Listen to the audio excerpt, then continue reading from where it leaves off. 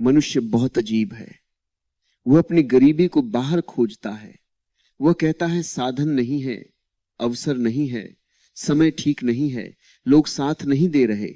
लेकिन वह कभी रुककर यह नहीं देखता कि जो सबसे बड़ी कमी है वह उसके भीतर बैठी है।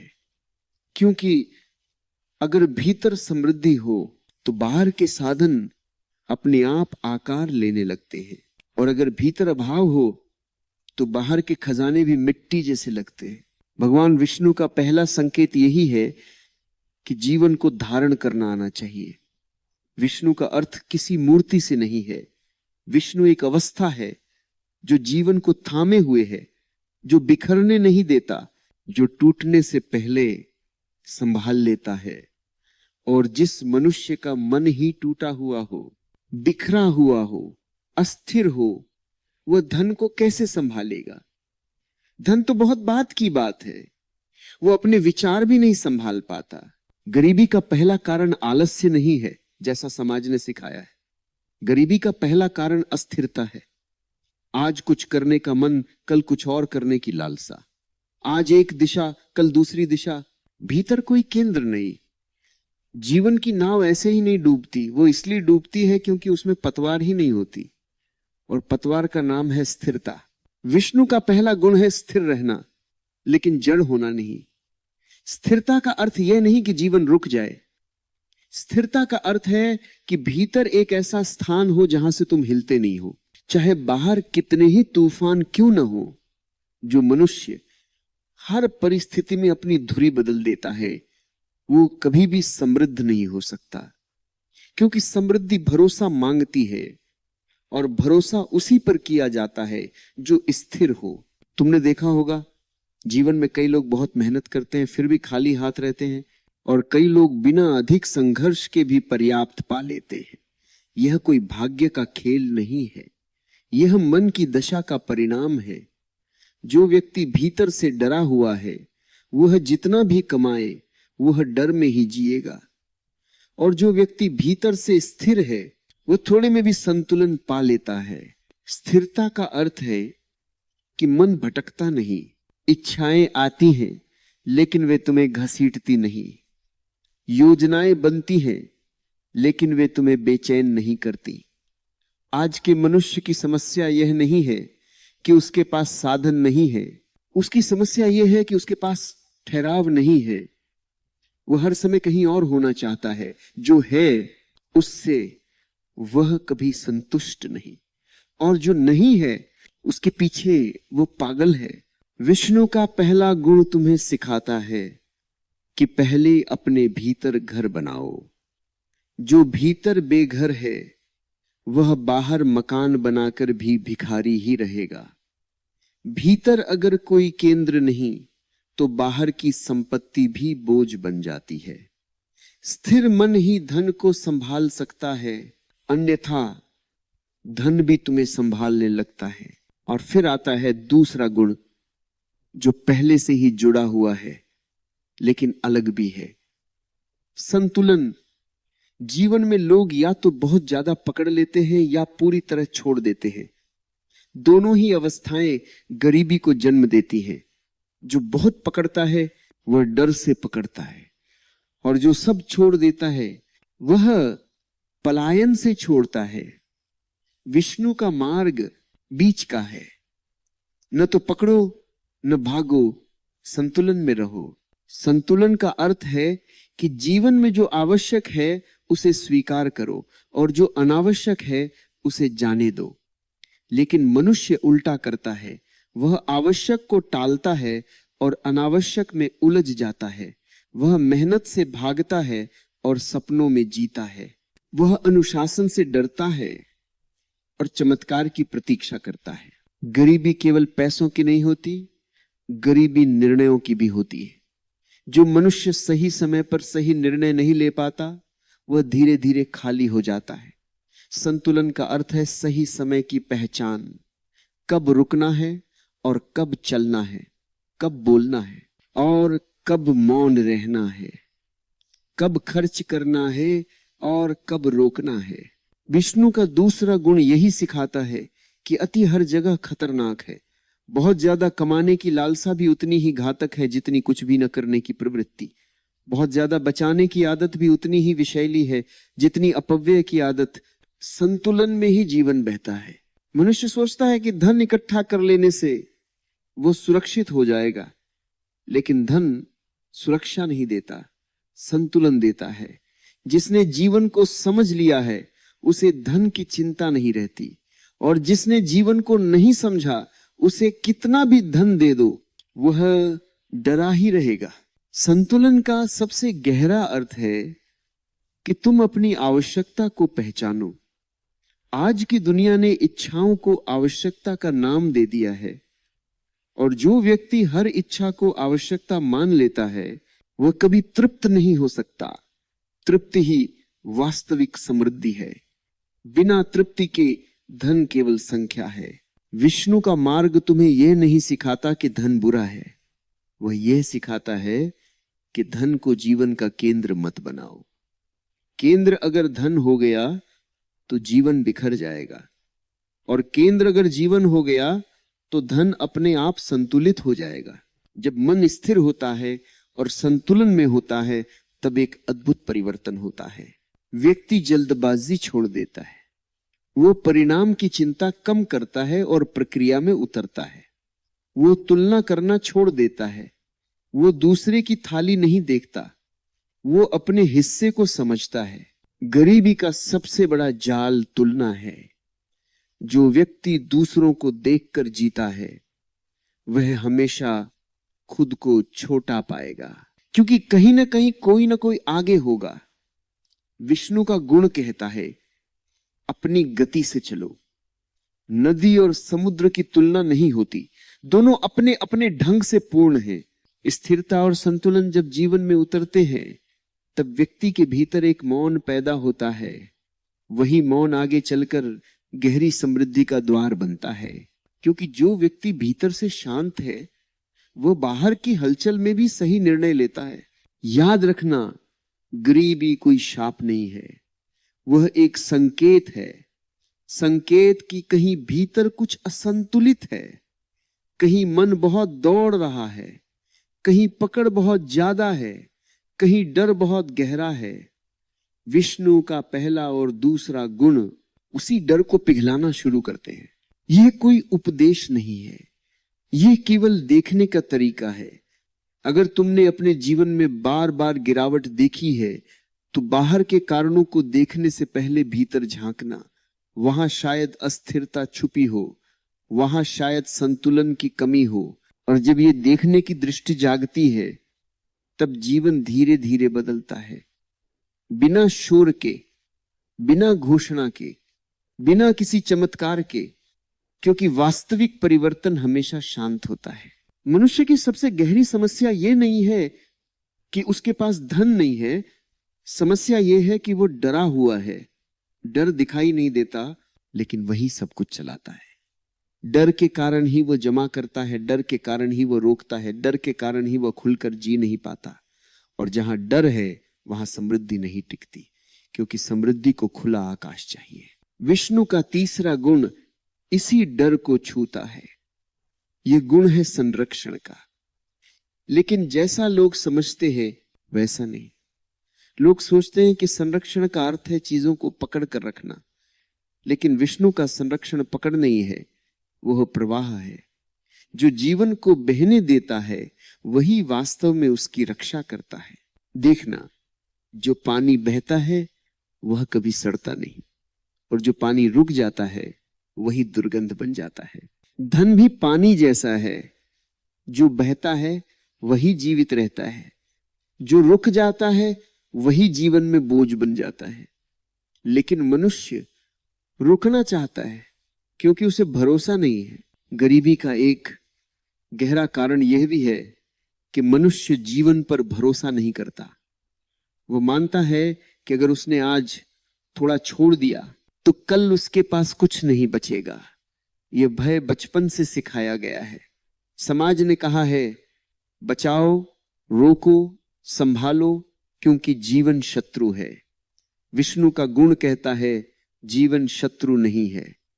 जीवन तुम्हें गिराने नहीं, उठाने आया है। जो व्यक्ति संरक्षण को पकड़ समझता है वह धीरे धीरे सिकुड़ जाता है, उसका जीवन छोटा होता जाता है, उसकी सोच सीमित होती जाती है। वह हर समय गणना में रहता है, कितना दिया, कितना बचा, कितना जाएगा। यह गणना वाला मन ही दरिद्र मन है। समृद्ध मन गणना नहीं करता, वह समझता है कि जो आज आया है वह गया भी तो फिर आएगा, क्योंकि जीवन निरंतर है। लेकिन डर यह कहता है कि यह अंतिम है।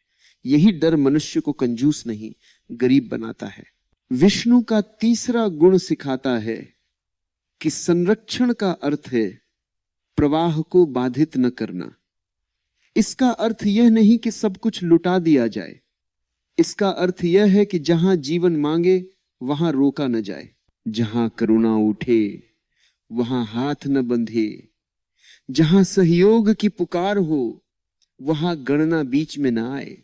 जो व्यक्ति देने से डरता है वह पाने से भी डरता है, और जो पाने से डरता है वह कभी भी पूरी तरह समृद्ध नहीं हो सकता, क्योंकि समृद्धि केवल जेब में नहीं होती, वह हृदय में होती है। और यहीं से चौथा गुण जन्म लेता है, करुणा।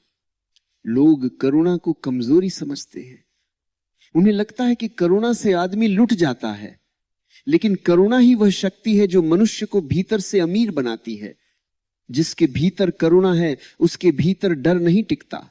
गरीबी का एक बहुत गहरा कारण है कठोरता, मन का सख्त हो जाना, हर चीज में लाभ देखना, हर रिश्ते में फायदा खोजना, हर कर्म के पीछे हिसाब रखना। यह कठोर मन धीरे धीरे जीवन से कट जाता है, और जो जीवन से कट गया वह धन से जुड़ भी कैसे पाएगा। करुणा का अर्थ दया नहीं है, करुणा का अर्थ है जीवन को समझना, यह देख पाना कि सामने वाला भी उसी यात्रा में है जिसमें तुम हो। यह समझ पाना कि आज तुम ऊपर हो, कल नीचे भी हो सकते हो। यह समझ विनम्रता लाती है, और विनम्रता समृद्धि की जड़ है। तुमने देखा होगा जो व्यक्ति बहुत कठोर होता है वो भले ही धन कमा ले, लेकिन उसके जीवन में रस नहीं होता, वह हंस नहीं पाता, वह सहज नहीं होता, उसका धन उसे भारी लगता है।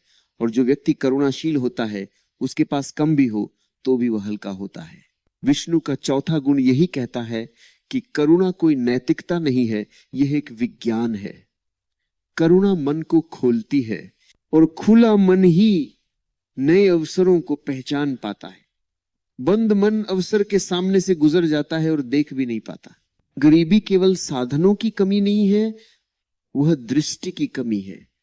जो व्यक्ति केवल अपने बारे में सोचता है उसकी दुनिया छोटी हो जाती है, और जो व्यक्ति जीवन के बारे में सोचता है उसकी दुनिया अपने आप बड़ी हो जाती है। करुणा से देने का अर्थ यह नहीं कि तुम खाली हो जाओ, इसका अर्थ है कि तुम जीवन के साथ बहने लगो। जो देता है वो जीवन को संदेश देता है कि वो भरोसा करता है, और जीवन भरोसे का उत्तर हमेशा देता है। ये कोई सौदा नहीं है, ये कोई नियम नहीं है कि दिया और पाया, ये एक गहरी संगति है। जैसे तुम जीवन से कहते हो मैं डर में नहीं हूं, और जीवन कहता है ठीक है मैं तुम्हें सहारा दूंगा। जो मनुष्य हर समय सुरक्षा खोजता है वह असुरक्षित ही रहता है, और जो मनुष्य जीवन पर भरोसा करना सीख लेता है उसे सुरक्षा की आवश्यकता ही नहीं रहती। यही अंतर है दरिद्र और समृद्ध मन में। करुणा से जीवन सरल होता है, और सरल जीवन में खर्च भी संतुलित होता है। वहां दिखावे की जरूरत नहीं होती, वहां तुलना की आग नहीं होती, वहां दूसरों से आगे निकलने की दौड़ नहीं होती। आज की गरीबी का एक बड़ा कारण यह दौड़ है। लोग जरूरत के लिए नहीं, तुलना के लिए कमाते हैं, और तुलना कभी पूरी नहीं होती, क्योंकि हमेशा कोई आगे रहेगा। करुणा इस दौड़ को रोकती है। वह कहती है जहां हो वहीं पूरे हो।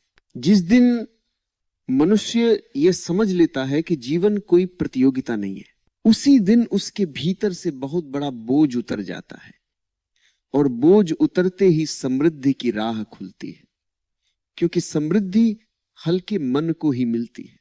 विष्णु के ये गुण किसी पूजा के विषय नहीं है, ये जीने के सूत्र हैं। जब संरक्षण पकड़ बन जाता है तब डर पैदा होता है, जब संरक्षण प्रवाह बन जाता है तब भरोसा जन्म लेता है, और जब भरोसा आता है तब करुणा अपने आप उतरती है। गरीबी का सबसे गहरा इलाज करुणा है, क्योंकि करुणा मनुष्य को मनुष्य से जोड़ती है, और जो जुड़ा हुआ है वह कभी भी पूरी तरह अकेला नहीं होता, और जो अकेला नहीं है वह दरिद्र नहीं हो सकता। यह सब सुनकर मन पूछ सकता है, लेकिन व्यवहारिक जीवन में क्या होगा? व्यवहारिक जीवन वही होता है जो भीतर की दशा से निकलता है। अगर भीतर डर है तो व्यवहार में भी डर होगा, अगर भीतर करुणा है तो व्यवहार में भी सहजता होगी। याद रखना, धन कोई उद्देश्य नहीं है, वो एक परिणाम है। परिणाम हमेशा भीतर की स्थिति से पैदा होता है।